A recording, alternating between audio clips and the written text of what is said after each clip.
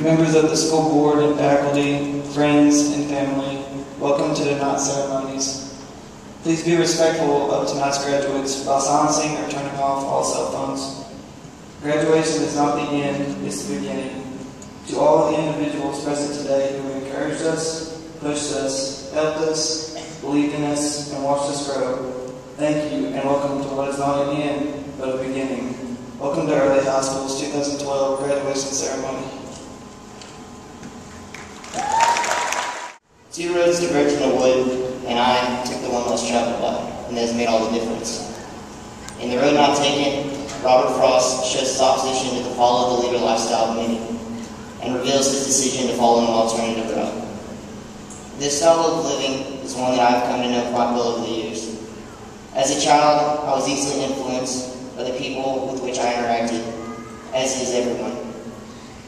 As I grew, I encountered various personalities and ways of life. And to be honest, I was pretty close-minded. It was not until a few years ago that I began to question whether or not what I had always held true was actually true, and whether it was right for me. I consider the point at which I began thinking in such a way to be one of the most important moments in my life. It was my defining moment. No longer am I the boy who accepted only the beliefs, values, and ways of life learned first. I am the man who considers all ideas equal. My success as a student can be attributed to this.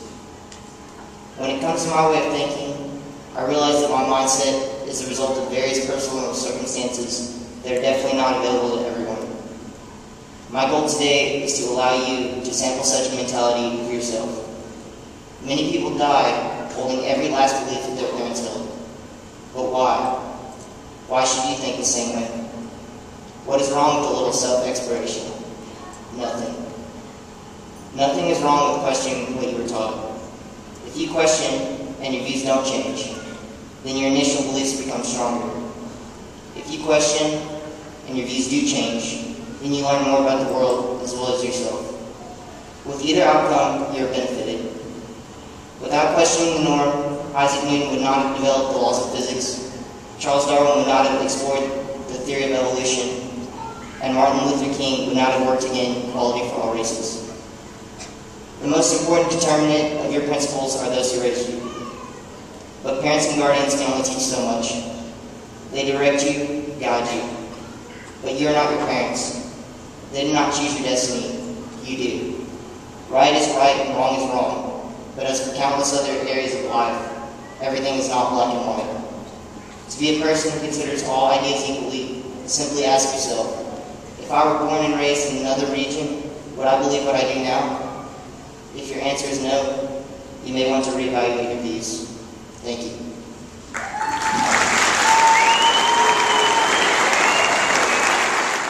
Well, this is it. It's time. Our time. For 18 years, the people around us, our parents, our grandparents, siblings, teachers, friends, have molded us into who we are at this very moment. Nobody can ever truly live someone else's life for them, but everyone has a chance to change a life by influencing the people around them. Parents, the influence that you exert is through your own life and what you've become yourself. You've all left a mark on the life of your senior because of who you are and because of all that you've done for them. You've shown your senior all the ropes, and so now it's time. Now it's up to us to go and be a part of the world. We can never really thank these people enough for the time they've sacrificed for us, but I hope that they all know how much they mean to each and every person sitting here in their purple robe today. We couldn't have done it without all of you. Seniors, let's give our loved ones a round of applause.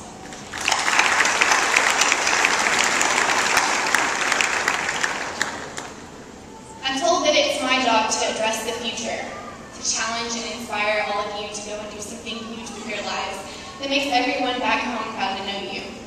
I mean, who knows? We could have the next Steve Jobs or Oprah Winfrey sitting right here in front of us. And I need to encourage you to go and become that insanely awesome person that you're supposed to be. But really, no amount of inspiration that I could let fall from my lips would make any difference at all if there's something standing in the way of our dreams. A teeny, tiny little something that lives inside of all of us and makes things that should be simple seem impossible. It's a little something called fear. The definition of fear: a distressing emotion aroused by impending danger, evil, or pain, whether the threat is real or imagined. Synonyms: panic, doubt, worry. We're all affected by fear. We know the signs all too well. That knot that twists your stomach into a pretzel, and that lump in your throat that makes you breathe like a marathon runner. It's the hand of fear. Fear grabs hold of us and makes us doubt. And we get ready to go into the world. I know that some people's fears are sitting there whispering to them, what if you're not good enough to be a doctor or a teacher? While some others fear, you're being split away from the people you love. Studying's not so bad, but you can't practice being social. What if you wind up alone, really and truly alone? I've heard the people close to me speak with broken hearts and words filled with fear because they're in the dark about what they want to do with their lives. No one's alone when we're afraid that we'll fail classes or mess up along the way, or even that we've chosen the wrong college and won't be able to afford to do what we love when we graduate. We fear disappointment and letting our parents down after they've sacrificed so much for us to get here. It's all so overwhelming. And chances are, things won't be a piece of cake. But that's okay. Strength doesn't come from having things all together. It comes from having a will that won't back down when things are tough. You know all about that strong spirit inside of you.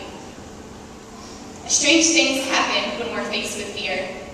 A lot of times, we give up on the thing that causes such an uneasiness in us. Sometimes we turn tail and run full speed in the opposite direction without ever stopping to think that maybe we're equipped to beat the thing that we're so frightened by. Let's be honest, no one wants to confront their fear. They're afraid of them. I think we just stop for a minute and look fear straight in the eyes that we'd all realize something. The reality of fear. We're afraid of the unpredictable. You're not scared of the dark. You're scared of what's in it. You're not afraid of heights. You're afraid that you could fall. And with college just around the corner, you don't fear the people around you. You fear rejection. You're not scared of letting go. You're scared you won't find something else to hold on to. You don't fear trying something new. You fear failure for an old reason. Which of us doesn't have the regret of letting fear keep us from doing something that we know we need to do? Which of us hasn't had a time when we're so afraid of making a wrong turn that we keep a map cemented in our hands instead of letting go and getting wonderfully lost? Life isn't plotted for us on a piece of paper. And no matter how many times we beg Google Maps to show us the way, nothing will determine our path except for us.